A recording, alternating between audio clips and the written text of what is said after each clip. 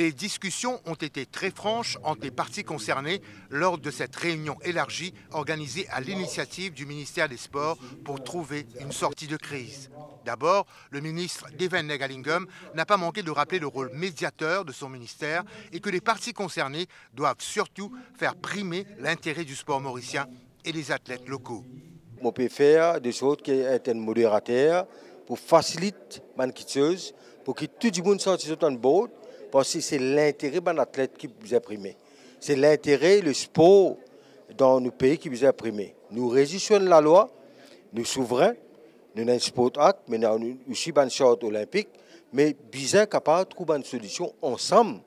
En fait, les échanges entre les représentants des fédérations sportives et le COM ont permis de venir de l'avant avec quelques propositions retenues par le ministère des Sports.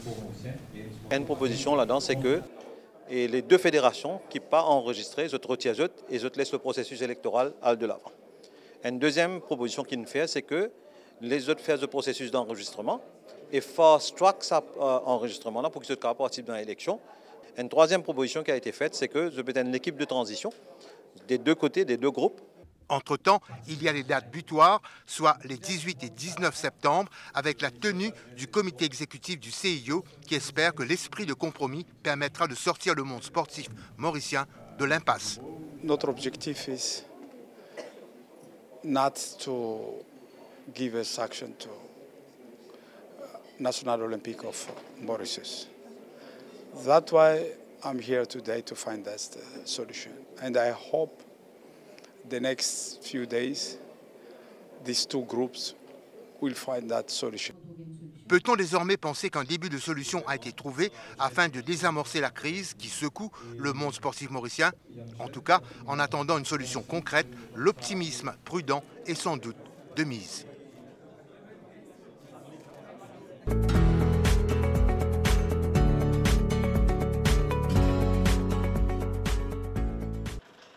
Le Blue Bay Arena a vibré pour le lancement de la Ligue nationale de beach soccer, où 11 régions du pays se sont donné rendez-vous pour en découdre sur le sable.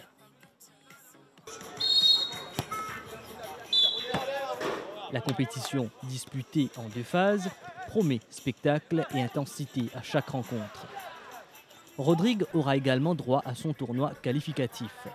Un tournoi national duré pendant 4 semaines. Qui pour acheminer vers un championnat avec un champion et par la suite nous pouvons vers Rodrigue que tu as aussi là-bas aussi nous avons 2 équipes, ok, et que nous récupérons le champion qui nous peut faire les villes Maurice et nous prenons un tournoi à ce moment-là entre 4 équipes. Le ministre des Sports a félicité l'organisateur et l'a invité à multiplier ces événements.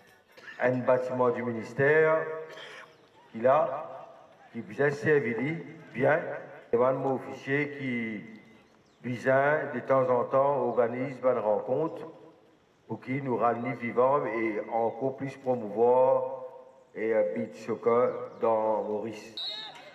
Un démarrage réussi pour cette première édition qui ouvre la voie vers des playoffs très attendus et démontre que le beach soccer a trouvé sa place dans le paysage sportif mauricien.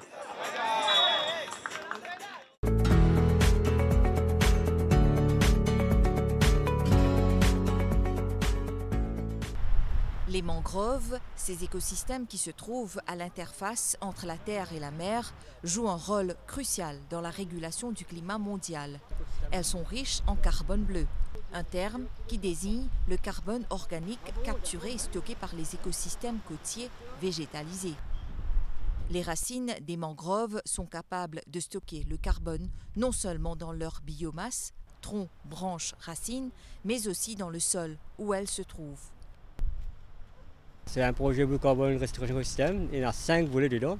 Il y a un volet mangrove, c'est-à-dire on fait un plantation mangrove avec banane locale, plus pour protéger contre l'érosion, tout ça, surtout et séquestrer le carbone. Deuxième volet qui nous peut faire une analyse de l'eau, c'est-à-dire le ban place que l'herbier marin. Herbier marin, mangrove, nous faisons une analyse de l'eau, une analyse de carbone et aussi nous faisons une analyse EDN, c'est-à-dire nous collecter de l'eau, nous avons une espèce de poisson, une espèce d'animaux qui vivent dans cette région-là. Ça, un deuxième volet. Troisième volet, nous pouvons faire l'apiculture, c'est-à-dire nous pouvons donner une madame dans le village de monde, mettre une ruche de mangrove. Et là, pour faire du miel de mangrove, Ça, c'est un côté façon, comment dire, pas juste protéger l'environnement, mais aussi pour générer une ressource, un côté finance, côté protection de l'environnement aussi. Ça qu'elle voulait, c'est-à-dire nous faire une sensibilisation devant l'école, devant l'hôtel, expliquer un peu l'importance mangrove, l'importance seagrass, ça va un côté herbier marin, tout ça, ce qui a l'importance. Et dernier, nous pouvons essayer de prendre un seagrass, c'est-à-dire un herbier marin dans la mer, et planter dans un bassin, collecter ce grain pour faire propagation plus tard. Au lieu de nous casser, nous détruire une partie pour planter là-bas, nous essayons de faire des seeds, qui est une façon assez innovante à Maurice. Ouais. Donc, tu as dit nous aujourd'hui là, qui se peut faire au monde? Là aujourd'hui, nous pouvons collecter des sédiments, c'est-à-dire des sédiments pour guetter la quantité de carbone, ça va une mangrove là garder, il peut rester dans l'air, il peut collecter, il peut garder en bas de la terre. Et là, nous faisons un échantillonnage à plusieurs places pour guetter un coup de différence dans l'âge mangrove et quand c'est sédiments, quand c'est carbone, il peut séquestrer en bas. Et donc, les séquestrer ça, comment? Explique-nous le processus. Bon, les pour rester le carbone dans l'atmosphère, tout ça. Et à travers ce banc de racines, ce banc de sol, il vous met tout en bas. Et qui se fait dans le laboratoire? Comment se t'analyse ça? Bon, dans le laboratoire, c'est quand nous faisons sédiments, nous faisons les secs, nous faisons les secs complètement. Nous prenons la quantité, nous pouvons payer sur poids. Et pour nous mettre dans une meufle, c'est un four qui peut brûler. Et là, la différence de poids, nous connaissons la quantité de carbone qui est présente dans le sol. Et quand tu as un chiffre là, qui se fait avec ça? Là, quand un chiffre là, nous pouvons faire un average, nous pouvons guetter la quantité, c'est pas une différence entre mangrove et seagrass, lesquels qui gardent plus beaucoup. Et aussi la différence dans l'âge de mangrove, qui quantité les peut plus accumuler dépendant de l'âge. Des échantillons sont prélevés, puis transportés sur plusieurs kilomètres jusqu'à ce laboratoire aménagé dans la cour d'Odysséo à Les Salines, où ils sont analysés afin de déterminer le taux de carbone bleu stocké dans ces écosystèmes. Alors, au niveau de l'échantillonnage, ici, on va prélever 25 ml de sédiments dans des seringues. Une fois que ce sera fait, on va presser un maximum l'eau pour retirer et déshydrater au maximum le sédiment, vu qu'après on va traiter ça en laboratoire. Et une fois que ce sera fait, on va récolter du coup 150 en tout seringues pour une dizaine de sites. Donc chaque site, on va avoir 3 zones. On va récolter 5 seringues par site. Et puis voilà, une fois que ce sera traité en laboratoire, on va déshydrater un maximum, on va passer ça au four à moufle ensuite et on va du coup connaître la matière organique qu'il y a. Et ensuite, avec toutes ces données-là, on va faire des statistiques pour voir un petit peu comment ça stocke le sédiment. Est-ce qu'on va avoir une différence dans le stockage de matière organique en fonction de l'âge des mangroves? Et on peut aussi comparer ça avec d'autres écosystèmes. Donc ici on a les mangroves, on peut comparer ça avec des herbiers marins ou juste des écosystèmes où il n'y a ni mangroves ni herbiers pour voir du coup le bénéfice de ces écosystèmes-là. Les scientifiques estiment que les mangroves stockent environ 3 à 5 fois plus de carbone par hectare que les forêts terrestres. La Fondation Odysséo, à travers le projet Varuna, mène actuellement des projets de replantation de ces plants. À Maurice, c'est un peu partout qui nous peut faire face, c'est l'érosion côtière. Alors pourquoi nous faire ça? C'est bien sûr à cause du changement climatique. Par exemple, à cause du changement climatique, le niveau de la mer peut monter. Et quand le niveau de la mer monte, les lames les bandes de l'eau rentrent plus bien vers la terre. Maintenant, qu'il y a un niveau de l'eau bien important concernant l'érosion, parce que si, par exemple, le niveau de la mer montait par 1 cm, nous devons multiplier ça par 50. 1 cm, par 50, c'est ça que nous avons érosion. Alors, le niveau de la mer peut monter, c'est à cause du changement climatique, c'est ça qui peut causer érosion un peu partout. Maintenant, comment pour combattre ça? Alors c'est pour cette raison-là, une des raisons pour combattre l'érosion côtière, c'est plantes mangroves. Mangrove, il fait une barrière contre une grosse vague, qui est un cyclone. Alors en d'autres mots, il protège la côte contre l'érosion. Une des raisons qui fait une plante mangrove. Et il y a d'autres raisons d'être bénéfiques de mangrove. Par exemple, comme une feuille là tombée, sur une branche tombée, il est décomposé par bactéries qui se trouvent dans le sol et ça devient éventuellement une source de nourriture pour un petit poisson, pour une crevette, pour un crabe. Alors, une autre affaire qui je fais, étant donné pourquoi peut-être vous le remarquez, racines, ban mangrove, c'est bien près. Alors, il faut un habitat pour la biosphère marine. En d'autres mots, des protéines, des petits poissons, crabes ou bien crevettes contre des prédateurs. Alors, éventuellement, je grossis dans ce milieu-là, avant que je taille dans le lagon, le coral reefs. Il prouvait que au moins 70% des poissons qui nous gagnaient dans le lagon ou bien le récif corallien, ça provient des mangroves. Alors ça montre vraiment l'importance du mangrove et c'est un écosystème qui est vraiment du besoin protégé. Là, nous sur la plage de Le Monde, il y a plusieurs mangroves qui sont plantés. Jusqu'à il y a combien de mangroves qui sont plantés et aussi il y a une pépinière. Donc, raconte-nous un peu le processus. Ouais. Alors, mangrove, avant il y a un settlement, c'est avant la civilisation, Maurice, il y a 2000 hectares de mangroves. Mais éventuellement, bien sûr, les temps Jimonine Vini, commence bien la case, bien faire chemin, bien faire structure côtière. Alors c'est comme ça, on commence coupe mangrove. Une autre perception qui concerne mangrove, c'est qu'il y a une source de prolifération des moustiques, qui vraiment c'est pas vrai. Alors c'est pour ça qu'on commence coupe mangrove. Une coupe mangrove 6 ans qui en 1980 il y a seulement 45 hectares. C'est 2045 hectares. Là, les scientifiques ont réalisé, c'est les poissons pédimiers, les crevettes pédimiers, les crabes pédimiers. Là, ils ont réalisé. La raison, c'est parce qu'ils enlèvent, ils détruisent tout le mangrove. L'LM qui est restauration commencée, à partir de 1995. Ils ont commencé par le ministère. Maintenant, nous, ONG, nous commençons à rentrer dans le processus à partir de 2008. Et la première place que nous plantons, c'est ici, mangrove, c'est Le Monde. Alors de 2008, nous avons planté en 2025, nous plantons environ 7 hectares de mangrove ici.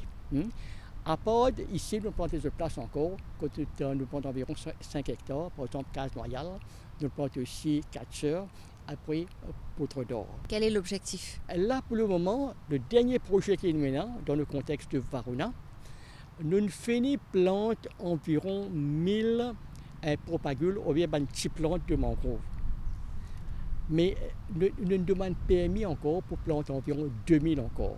À part le Monde, nous pouvons planter aussi Casse-Noyal. Là-bas, nous déjà plantons 2000.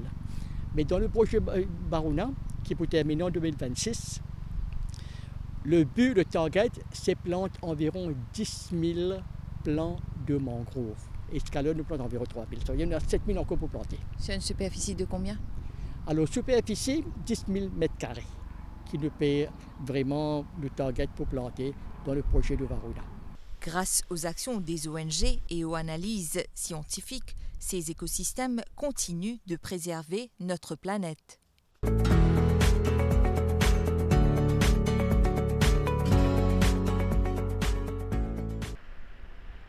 À quelques kilomètres du réservoir de Midlands Dam se situe le village de Dubreuil. Verdoyant, accueillant et rempli d'une candeur rare et enfantine.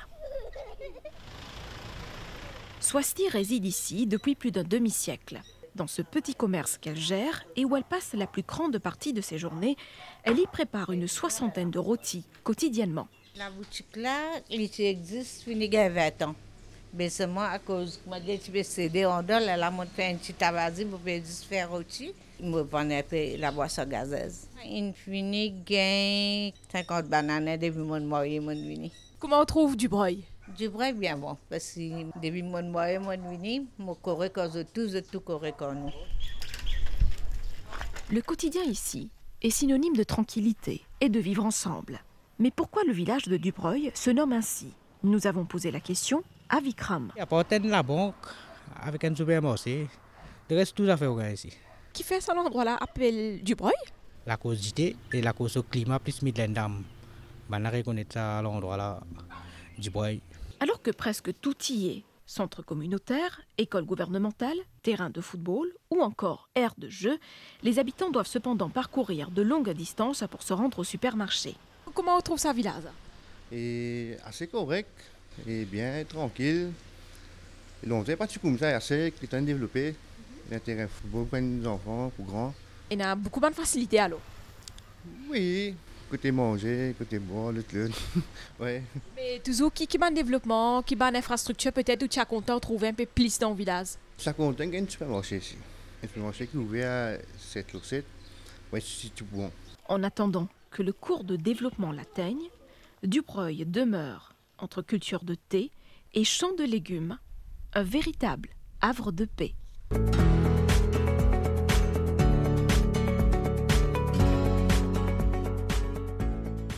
Une visite chez les Moutoussami vous ouvre tout de suite les portes de leur petite fabrique. Depuis plusieurs années, c'est ici que le couple concocte des produits manufacturés à partir des matières premières locales. J'ai planté pomme d'amour depuis l'âge de 18 ans, je continue.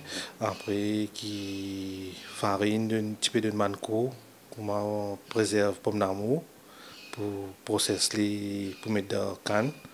Je m'intéresse à suivre cours là, je vais l'apprendre. Achor, pâte de piment, et depuis 3 mois, une nouvelle recette a été ajoutée à la carte, des mets à partir de la pomme d'amour. J'ai plusieurs idées qui sont capables de faire un rougail poisson salé, comme rougail au riz sec, rougail sévrette. La conservation de pommes d'amour est un moyen de garantir sa disponibilité pendant les périodes de pénurie. Actuellement, nous avons une grande production et ça amène à une baisse dans le prix de la pomme d'amour. Et alors, il est intéressant pour les ménagères, mais aussi les entrepreneurs, pour connaître comment ils sont capables de conserver les pommes d'amour et stocker afin qu'ils soient capables d'utiliser quand le prix est élevé. Il existe plusieurs méthodes de conservation. Kevin met en pratique ce qu'il a appris des techniciens du Faré. Pour la pomme d'amour, il utilise la méthode de pasteurisation qui permet de préserver la tomate sans colorant ou autre additif. Si nous pasteurisons nos pommes d'amour de 100 degrés, nous sommes capables de conserver maximum 1 an ou 1 an et demi. Je fais mon test, je prépare, je mets une date, je sais combien de temps il reste. Mais même il reste 2 ans, 3 ans sans aucun problème. La préservation de pommes d'amour peut se faire même à la maison et sans équipement. Il y a plusieurs techniques que nous utilisons pour conserver la pomme d'amour. Premièrement, nous utilisons la congélation qui est facile et très simple. Après ça, nous avons d'autres techniques comme le séchage. Et avec des produits séchés, vous êtes capable aussi de conserver dans de l'huile comme l'huile d'olive. Autre technique, c'est par un traitement thermique. Nous sommes capables d'utiliser une méthode comme la stérilisation pour conserver les pommes d'amour en entier au purée ou seulement en purée dans une pot en verre. Il y a aussi d'autres produits comme nous sommes capables de faire des ketchup, des pasta sauce et aussi jus, cristallisé, confiture. Grâce à ces techniques, on peut consommer la pomme d'amour tout au long de l'année, même en dehors des saisons.